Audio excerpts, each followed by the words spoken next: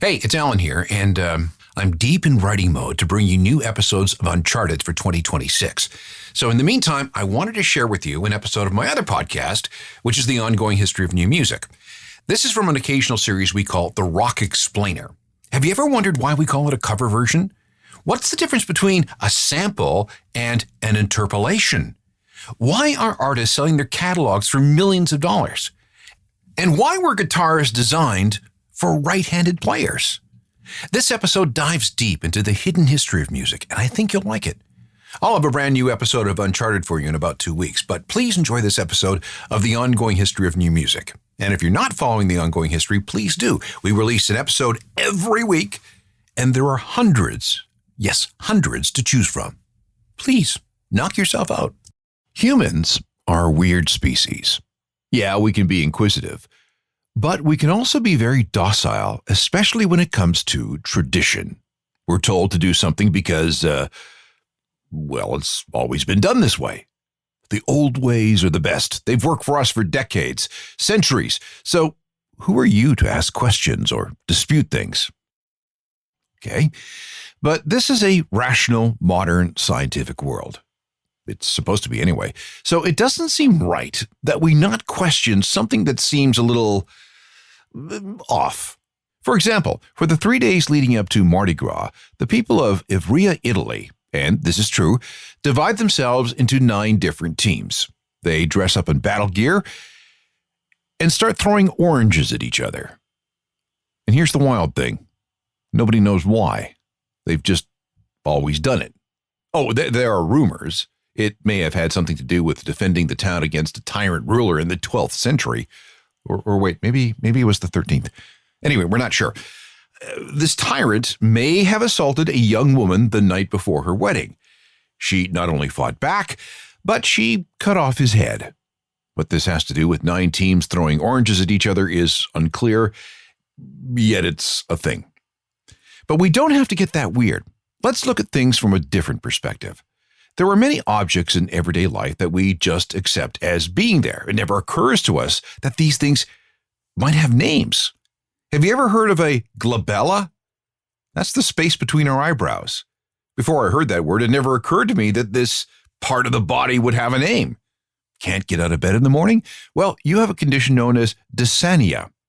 What's overmorrow? Well, that's a more efficient way of saying the day after tomorrow. Overmorrow. And the word crapulence is real. It's that sick feeling that you get when you eat or drink too much. One more. What's a nurdle? That's what you call a tiny dab of toothpaste on your brush. That's a nurdle. None of this information is going to change your life, but it does open up our lives to new perspectives on the world. We encounter the same sorts of things in music. Where do accents go when people sing? Why do singers mess with the melody lines when they perform live? How come we hear lyrics wrong? Let's get those answers in the latest episode of The Rock Explainer. This is the Ongoing History of New Music podcast with Alan Cross. Can't explain, I think it's love. Say it to you when I feel blue. I can't explain, no. I can't explain. David Bowie from his 1972 album Pin-Ups and his version of The Who's Can't Explain. Hello again, I'm Alan Cross, and this is the 5th edition of an occasional series called The Rock Explainer. The idea is to explore the strange, unexplained, and traditional things about rock culture that don't get enough attention and analysis. In many cases, we just accept these things and don't question them as much as we perhaps should.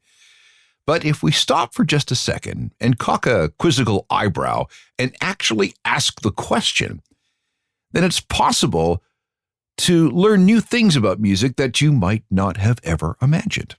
For example, and this has happened to you many times, I know it has, have you ever realized that you've heard a song lyric wrong? Maybe you unknowingly keep hearing it wrong for years. I'll give you an example. How many people get it wrong with Jimi Hendrix and Purple Haze? What is he singing here? Excuse me while I kiss the sky. There are generations of people who believe that Jimmy is singing, "Excuse me while I kiss this guy," and have never questioned that. What he's actually saying is, "Excuse me while I kiss the sky."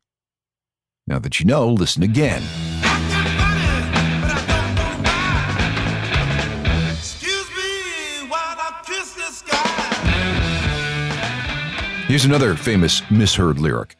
What is Manfred Mann singing here? Blinded by the light, wrapped up like a douche, another runner in the night. Despite what you may have heard since 1975, he's singing "Blinded by the light, revved up like a deuce, another runner in the night."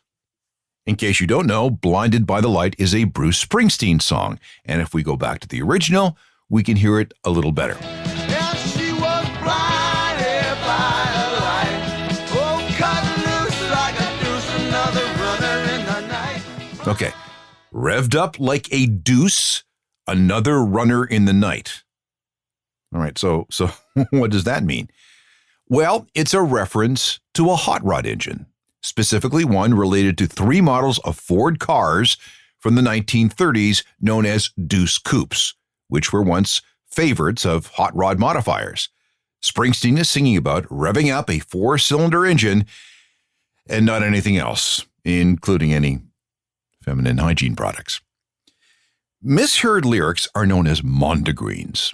You hear it wrong, and as a result, the line gets a completely new and unintended meaning.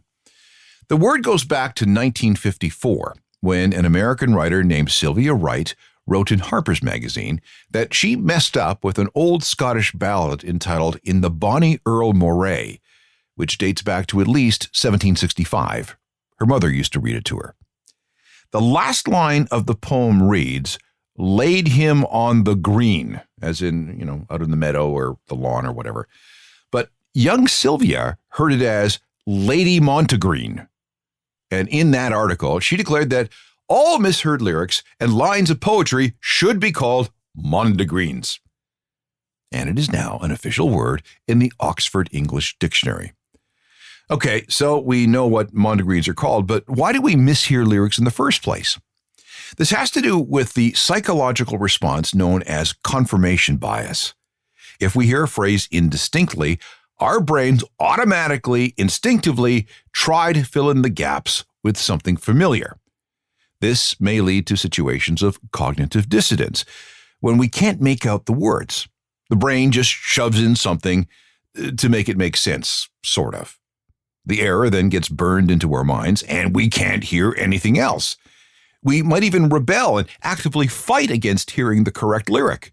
And we may insist on mishearing the words because somewhere deep down inside, we hear what we want to hear, even though it's wrong. With the emergence of mass media in the 20th century, mondegreens began to spread, and now they're common worldwide and in every language you want to mention. Here are a few more. In "Lucy in the Sky with Diamonds," John Lennon does not sing "The girl with colitis goes by." And John Fogerty does not sing "There's a bathroom on the right" in Bad Moon Rising. And Kurt Cobain is not singing about being in containers and hot potatoes. Although, now that I mention it, that's probably all you're going to hear from now on.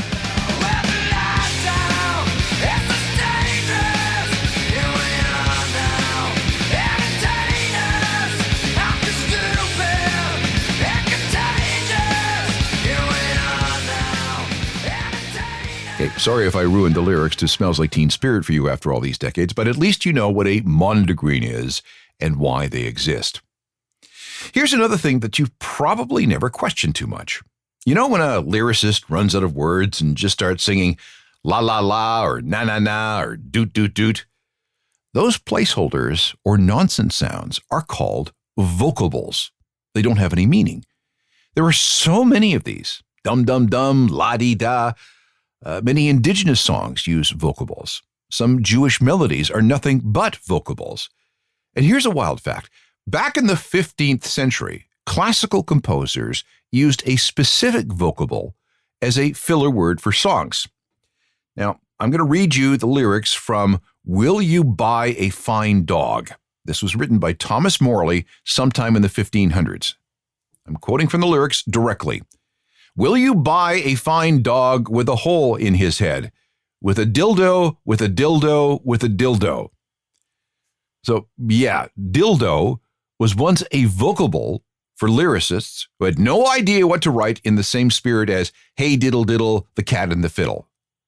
But if we drill deeper, maybe that was the wrong phrase. It's very possible that Morley was trying to be a little cheeky as well. So the etymology of the word dildo is a bit sketchy, including in this whole thing about vocables. Whatever the case, sometimes a song screams for singing that doesn't say anything, doesn't mean anything, but feels good. And when it comes to audience participation, an audience singing along in public, it just works great. This song is loaded with vocables, especially right at the end. And I can't imagine it being any other way. As it stands, it is perfect.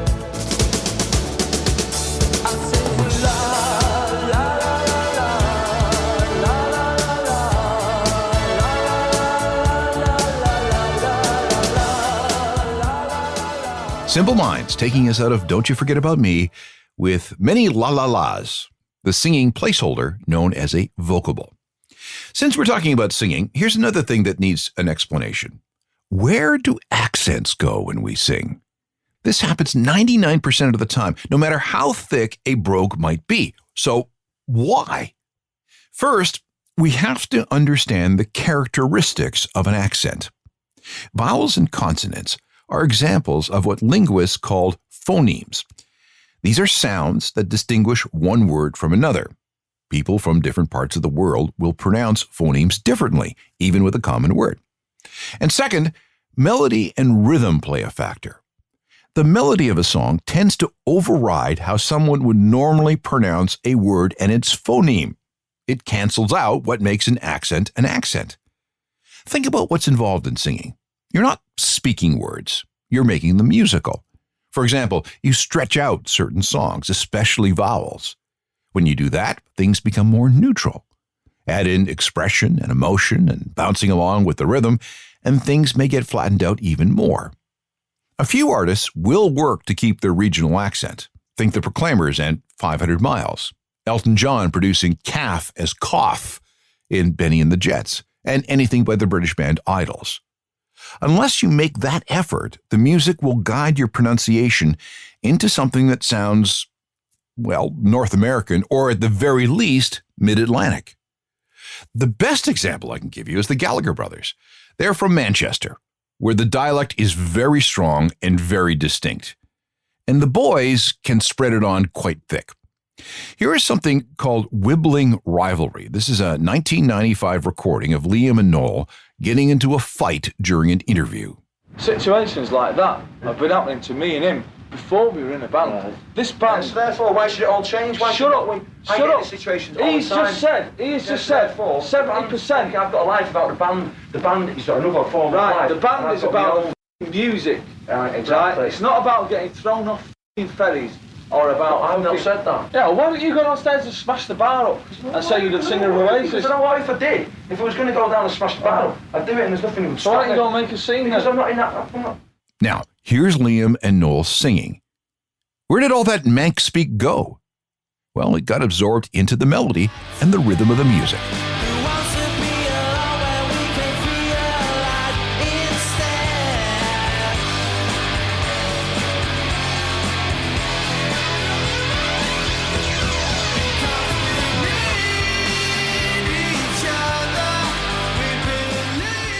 Oasis and Acquiesce, almost devoid of any Mancunian accents, thanks to the magic of music altering phonemes.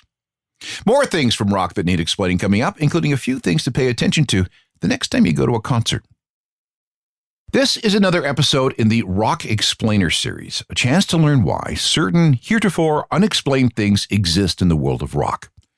Let's move to the concert stage. You may have noticed or known about these things already, but let's go through them just in case. When you go to a concert, there's usually an opening act or two.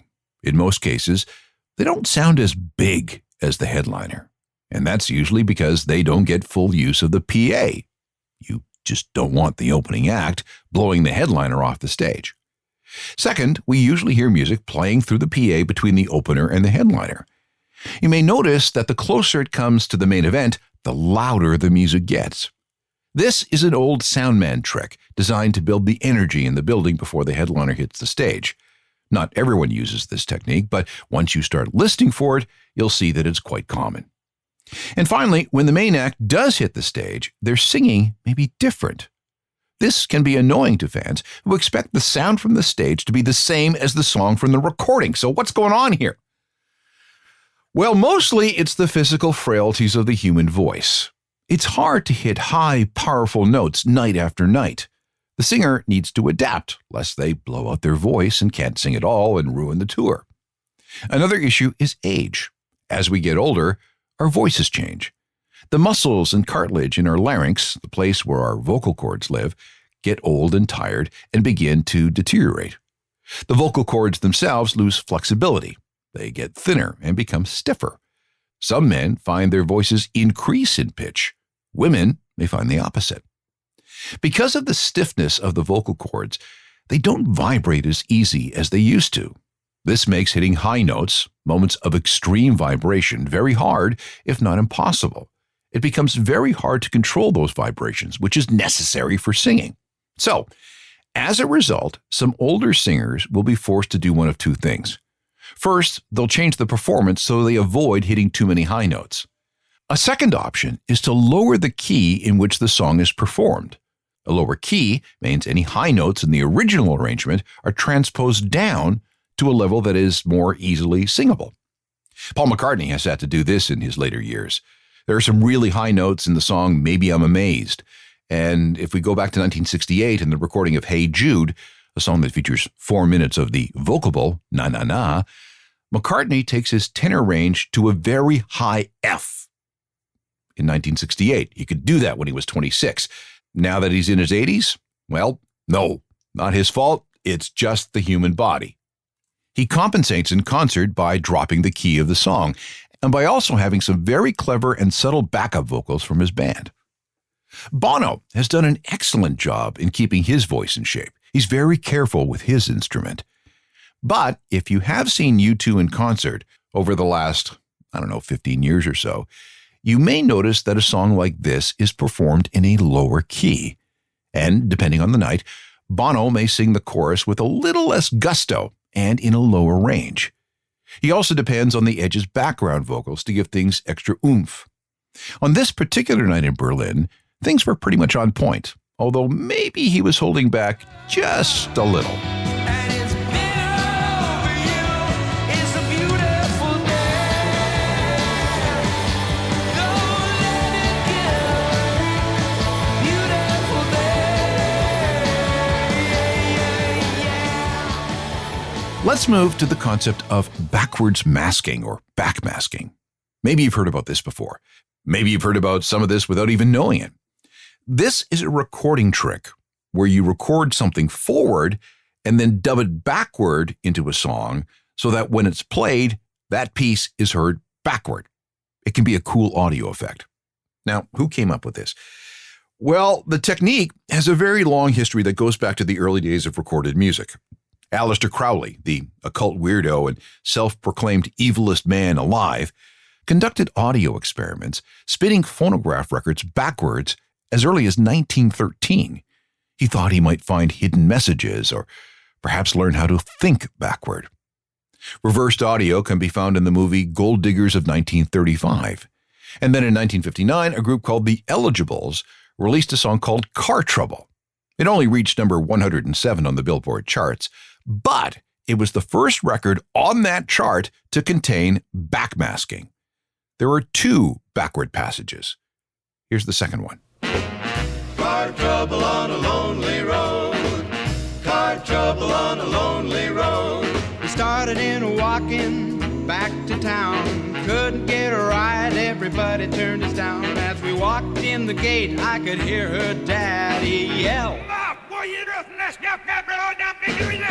Car trouble on a lonely road. It was easy enough to get that effect. The guy playing the part of the father did his bit like normal. Then the tape was flipped over, meaning that when it was played back, it went in the opposite direction, creating a backmask that sounds like an angry, deranged father concerned about his little girl. And what's being said? Let's find out. Now look at here, cat. Stop running these records backwards. Now look at here, cats. Stop running these records backwards. Doubles as a nice Easter egg, doesn't it? The Beatles were very big into backmasking. They experimented with backward bits on songs like Tomorrow Never Knows, Rain, and Throughout the White Album. Those backward bits were intentionally placed in those recordings. But then everyone started running records backwards in hopes of finding messages that, frankly, just were not there. Some people thought they heard something satanic, for example, on this reverse bit of Stairway to Heaven.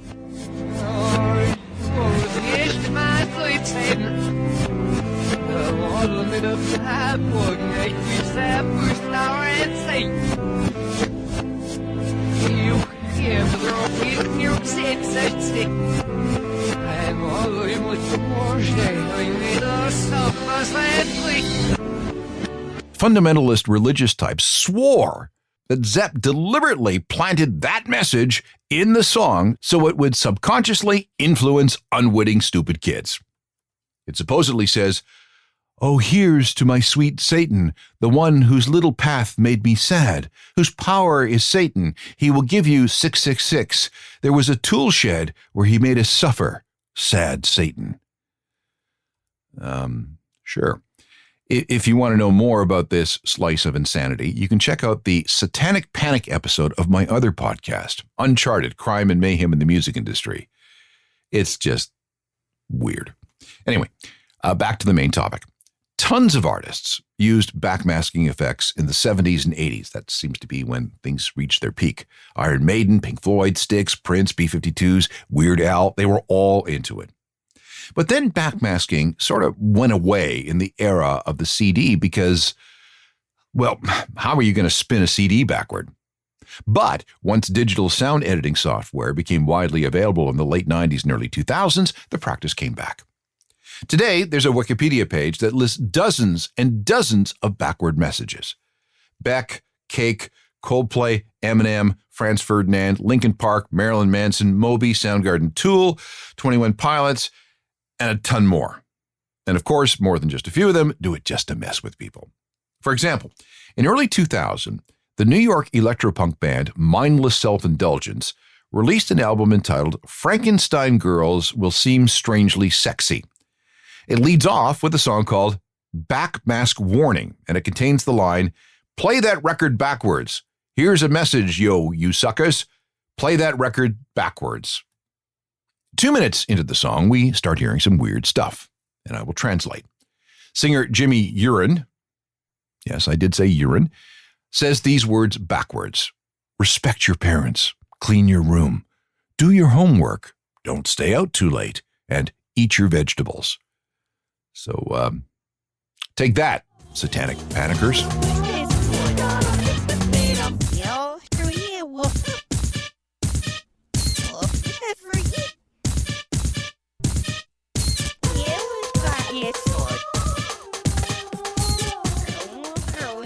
And that's the story of backmasking. I have a couple more things to explain before we're done. We'll look at why songs are repeated on the radio, and I'll explain why we need Canadian content laws for music. This is a Rock Explainer episode, one of those shows where I try to draw attention to and then demystify things in music that might otherwise remain unexplained. I get this asked a lot. Why do radio stations play songs over and over again? Well, there is a scientific reason for this. The vast majority of people tend to listen to the radio in chunks, 20 minutes here, 10 minutes there, an hour later in the day. Each time, there is an expectation of every individual listener to a radio station that when they tune in, they are going to hear a song that they like. But because radio isn't customizable by the end user, a listener can't get a specific song from a radio station just whenever they want it. So the only way to make sure as many people as possible hear the biggest and most popular songs is to play those songs more often, thereby increasing the chances that any individual, when they tune in, will hear in what they're hoping for. It's an inexact way of programming, but it does work. The theory of repetition leading to more listeners goes back to the early 1950s when a guy named Todd Stortz implemented a high repetition playlist on a radio station in Omaha, Nebraska. The legend is that he was sitting in a bar, depressed about his station's financial situation. When the bar closed, he noticed a waitress plugging her tip money into the jukebox. And what songs was she choosing? The exact same ones customers had been playing all night long. He thought, what if we just play the hits, the popular songs, over and over and over again? So he did. He implemented that at the radio station. And within weeks, his station was at the top of the market. And this was the beginning of Top 40 Radio, a format built on repetition. Now, people tell me that radio stations play the same songs 20 times a day. That's an exaggeration, mostly. Top 40 pop stations, we call this contemporary hit radio now, are all about repetition because their audience loves hearing the same songs over and over and over again. Okay, so how many times will one of these stations play a song? Well, it depends on the station. The most popular songs of the moment are placed in a special category that's called power or something similar. These are the songs that get played the most, and there might be anywhere from 2 to 5 power songs depending on the radio station.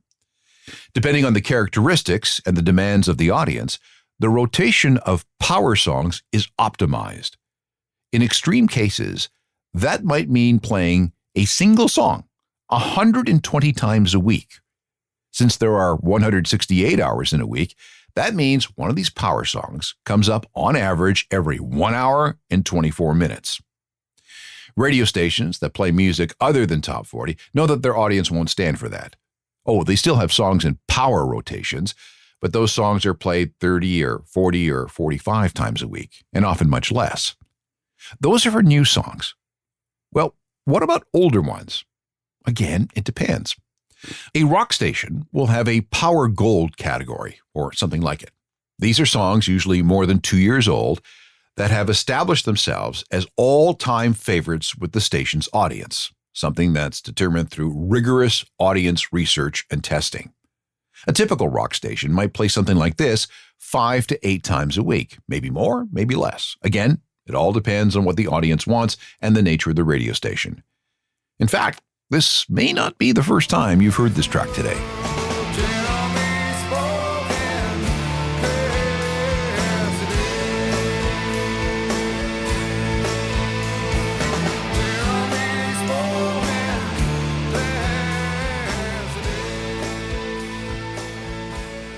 There are all kinds of theories and practices when it comes to determining how many times a song should be played on the radio during a given day or throughout a given week. It all depends on the philosophy and objectives of a given radio station. And believe it or not, decades and decades of running radio stations has proven that repetition can equal higher ratings. Art and science come together in determining the perfect level of repetition for each individual station. And no one pays a radio station to play a song, at least not legally. That's called payola, and such pay for play is illegal, although that hasn't stopped some people in the U.S., the biggest payola market in the world. I cover that story, too, with an episode of Uncharted Crime and Mayhem in the Music Industry. I highly recommend that you listen. The final thing I want to explain is why Canadian radio stations must devote a certain percentage of their broadcast playlist to Canadian music. Before January 18th, 1971, there really wasn't much of a Canadian music industry. There were remote offices run by foreign record companies. There were a few domestic record labels, but they were minuscule and had no clout. Canadian radio, and therefore popular music in all of Canada, was dominated by artists from the UK and the US. It was extraordinarily rare to hear a Canadian artist on Canadian radio. We weren't just losing our musical identity as a nation because we didn't really have one.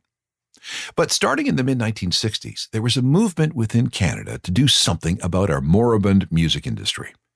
After years of discussion, argument, and pushback, it was decided that beginning on January 18th, 1971, all Canadian radio stations would have to ensure that 30%, 3 out of every 10, of all songs they played on their radio station were by Canadian artists. The object here was twofold. First, make sure that Canadians got to hear music from other Canadians instead of just a steady diet of American and British music. In that sense, it was a cultural strategy. But this was also an industrial strategy. By creating a law whereby Canadian radio had to play Canadian music, a music creation infrastructure was needed. This meant recording studios, record labels, producers, engineers, agents, promoters, and all the things needed to produce, promote, and sustain a domestic music industry. There was a lot of pushback in the beginning. A quota system? How sad is that? But because it was the law, the Canadian content rules were here to stay. And yes, it took about a decade for things to get good. But now, the Canadian system cranks out more music to the rest of the world than a country of our size should otherwise. We have a very strong domestic scene and strong music exports. The CanCon rules have been a great success. Today, the minimum requirement is 35%. Some stations voluntarily wrote into their licenses a percentage higher than that, 40% or even 45%.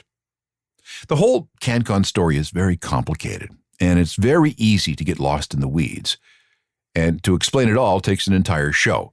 And there is one somewhere in the Ongoing History podcast archives. You should take a look. Meanwhile, please enjoy some classic Canadian content from Our Lady Peace.